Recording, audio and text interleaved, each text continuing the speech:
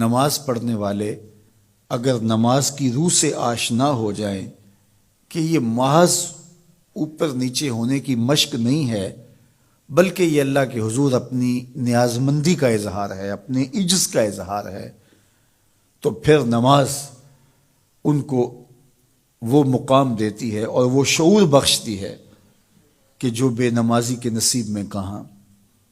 انسان کے اشرف اعضاء اس کے سر میں ہیں، بولنے کی قوت زبان سر میں، دیکھنے کی قوت آنکھیں سر میں، سننے کی قوت کان سر میں، سوچنے کی قوت دماغ سر میں، سونگھنے کی قوت ناک سر میں، اور یہ سر مالک کے در پہ ہے۔ اور زبان سے بندہ کیا کہہ رہا ہے؟ سبحان ربی الاعلی، مالک تو سب سے اعلیٰ ہے۔ اور اپنا رویہ اور عمل کیا ہے کہ اپنی ناک بھی خاک پہ رکھی ہے، پیشانی بھی خاک پہ رکھی ہے، اور باقی اعضاء بھی خاک پہ ہیں۔ تو گویا عملاً یہ بتا رہا ہے مالک مجھ سے نیچا کوئی نہیں اور تجھ سے اونچا کوئی نہیں۔ اور اگر وہ نماز کی روح سے آشنا ہو جائے تو سجدے سے سر اٹھانے سے قبل اللہ سارے اس کے بوجھ اتار دے، اس کے من میں روشنیاں کر دے۔ تو نماز بندگی کا شعور دیتی ہے، من میں چراغاں کرتی ہے۔ اللہ کے حضور جھکنے سے بندہ ایسا بندہ کامل بن جاتا ہے کہ پھر وہ کسی اور کے آگے نہیں جھکتا۔ تو اپنی اولاد کو نماز کی محبت دو، نماز کی ترغیب دو، نماز کی عادت دو اور نماز کا حکم دو، اور ان کی عادت راسخ ہو جائے، طبیعت میں پختگی کے ساتھ نماز کو اختیار کرنا ان کی طبع میں جم جائے۔ نماز ان کی طبیعت میں نظم پیدا کرے گی، ان کو نظم و ضبط کا پابند بنائے گی، اور ان کی صحت کی ضامن ہوگی، اور ان کے باطن کی طہارت کا سبب اور ذریعہ ہوگی۔ اس لیے کہا کہ اللہ کے حضور جھکنا نہ بھولنا اور نماز قائم کرنا۔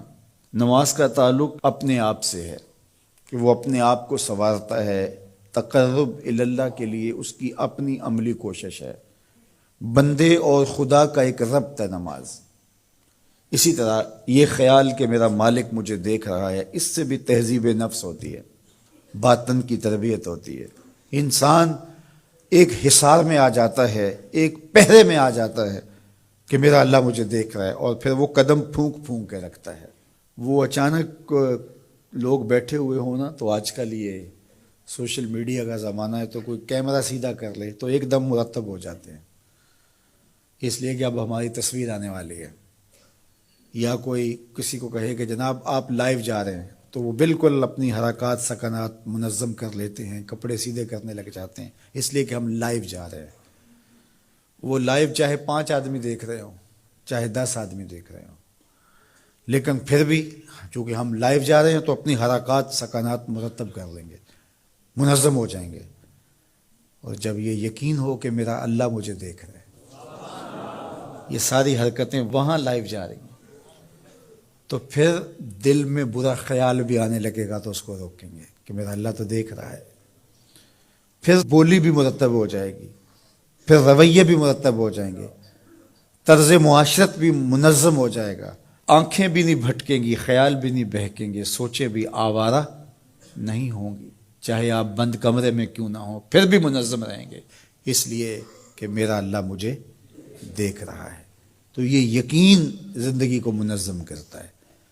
تو اس کا تعلق بھی انسان کی ذات سے تھا۔ نماز سے بھی تہذیب نفس ہے، اللہ سے تقرب حاصل ہوتا ہے۔ اب کہا تو خود غرض نہ بننا کہ اپنے آپ کو سنوار لیا اور کافی ہے، نہیں، لوگوں کو بھی نیکی کا حکم دینا۔ وَأْمُرْ بِالْمَعْرُوفِ وَانْهَ عَنِ الْمُنْکَرِ، لوگوں کو نیکی